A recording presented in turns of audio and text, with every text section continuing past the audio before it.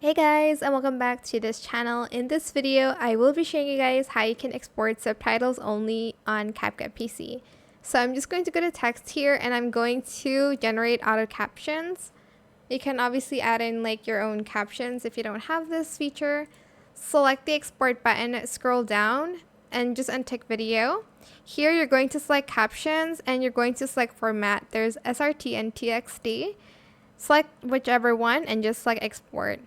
And that is pretty much it, really super simple. I hope this tutorial was helpful for you guys.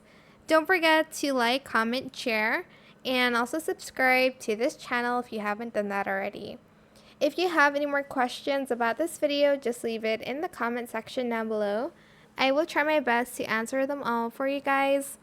And if you found this video helpful, please click the thanks button as well. That is it for this video. Thank you so much for watching. Bye!